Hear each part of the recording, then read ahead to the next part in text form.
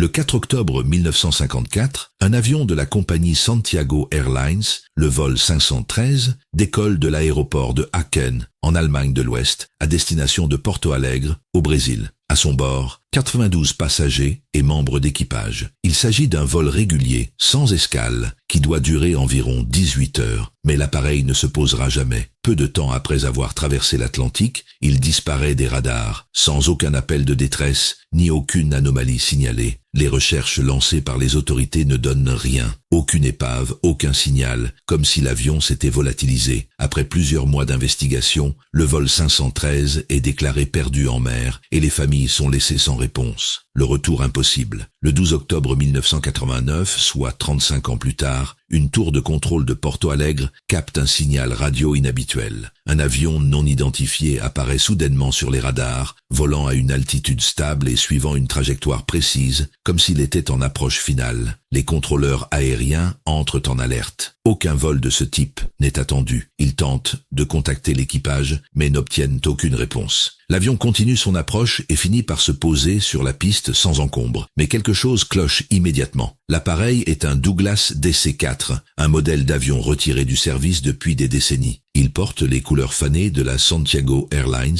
une compagnie aérienne qui a cessé d'exister en 1956. L'immatriculation de l'appareil correspond au vol 513, disparu en 1954. Les équipes d'urgence se précipitent autour de l'appareil. Aucun signe de vie, aucune réaction de l'équipage. Après plusieurs minutes d'attente, la décision est prise. Ouvrir la porte. Ce qu'ils découvrent à l'intérieur défie l'entendement. Une scène de cauchemar. À l'intérieur de l'avion, les 92 passagers et membres d'équipage sont toujours là, mais ils ne sont plus que des squelettes, assis à leur place, attachés par leur ceinture, comme s'ils avaient continué leur voyage pendant 35 ans. Le plus terrifiant, dans le cockpit, le capitaine Miguel Victor Curie est toujours en place, les mains agrippées aux commandes, son squelette figé dans un dernier acte de pilotage. Comment a-t-il pu poser l'avion en étant mort ? Un mystère jamais résolu. L'enquête qui suit ne trouve aucune explication rationnelle. L'appareil semble en parfait état de fonctionnement, sans trace de lutte, ni de crash. Les réservoirs sont vides, mais l'avion s'est posé comme si quelqu'un le pilotait encore. Les experts en aviation, les scientifiques et même les autorités sont incapables d'expliquer comment un avion disparu en 1954 a pu réapparaître intact en 1989, avec ses passagers réduits à des squelettes parfaitement conservés. S'agit-il d'un trou temporel, d'un phénomène inexplicable lié aux voyages aériens, ou bien d'une histoire montée de toutes pièces ? Le vol 513 reste un mystère, l'un des plus étranges et fascinants de l'aviation.